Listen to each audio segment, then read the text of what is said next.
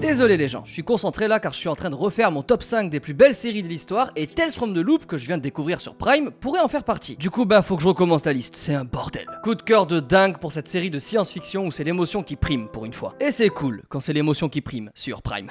Rien que le titre est dingue, non? Tales from the Loop. Ça claque tout simplement. Heureusement qu'on n'a pas commencé à traduire façon Québec, parce que les contes de la boucle, ça aurait donné l'impression qu'on allait se taper l'histoire de Boucle d'Or. Bon alors Boucle d'Or, elle se promène dans la forêt enneigée à la recherche des ours.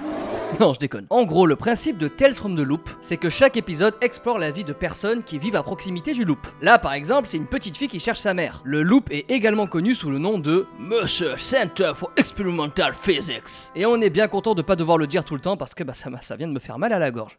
Donc, The Loop, c'est une sorte de parc d'attractions rétro-futuriste qui abrite une machine conçue pour déverrouiller et explorer les mystères de l'univers. En gros, ça permet de faire des choses qui étaient du domaine de la science-fiction et qui maintenant sont plus faciles à faire qu'une omelette et allez-y pour rater une omelette. Enfin, moi je la rate perso, enfin, bon, c'est une autre histoire. Un peu comme si d'un coup l'humanité était confinée à cause d'une pandémie mondiale. Imaginez un instant que ce soit possible, enfin je veux dire non, c'est complètement ridicule. La beauté de la série c'est de proposer une science-fiction intime.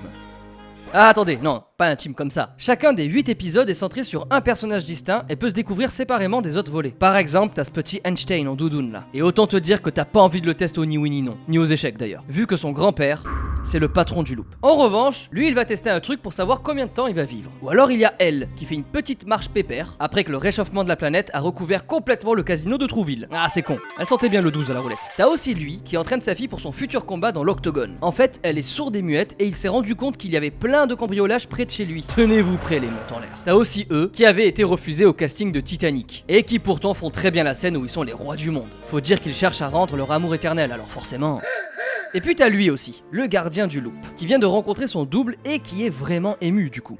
C'est un peu comme la naissance d'un enfant qui te ressemble, sauf qu'à la place du cordon ombilical, il a déjà des bretelles et il a la même haleine que toi. Non mais faut le comprendre aussi, il était resté sur le clonage de Dolly la brebis, ça fait un peu bizarre quand ça t'arrive personnellement. Ah et tu as elle aussi qui défie le petit Einstein, les cojones de la meuf. Bon alors elle ne sait pas encore qu'elle va se prendre les cavaliers et le roi dans la tronche, en 2-3 mouvements. Et il y a le capitaine Crochet, version professeur principal de mathématiques. C'est le père du petit Einstein qui a perdu son bras dans de drôles de circonstances.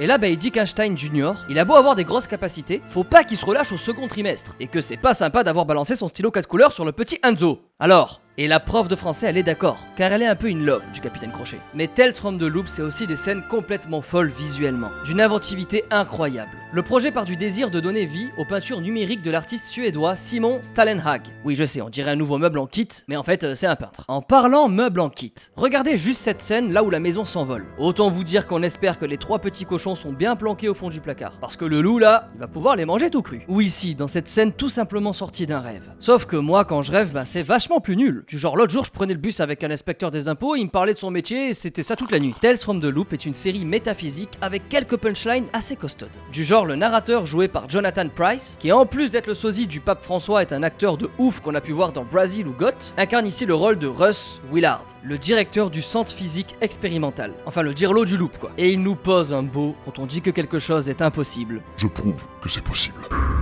Franchement, le pape devrait s'en inspirer. Ou encore là, quand on entend résonner cette sentence, tout ne fait pas sens dans la vie. Et on va pas se mentir, c'est bien vrai ça. Personne ne va crier à la fake news. Autre magnifique idée, le manque de repères spatio-temporels. Sans la présence de ces géants de métal qui nous informent que l'on est dans une époque marquée par de grandes avancées technologiques, on pourrait placer l'action dans les années 70 voire 80-90. A noter que chaque épisode est dirigé par un réalisateur différent, dont Jodie Foster. Heureusement qu'elle s'est pas faite bouffer par Hannibal Lecter, parce que c'est une sacrée réale. Ou bien Mark Romanek, réalisateur rare mais culte. Robin Williams et Ben Stiller ont inventé l'adjectif romanékien pour qualifier son travail, tellement il est unique. Il y a encore Andrew Stanton, le réalisateur du Monde de Nemo et de Wall-E. Bon, lui il a dû croire qu'on lui proposait vraiment Boucle d'Or pour le coup. Mais il y a une ambiance visuelle uniforme car tous les persos sont reliés par le loop. Surtout, un autre lien commun, c'est la musique, juste sublime de Philip Glass.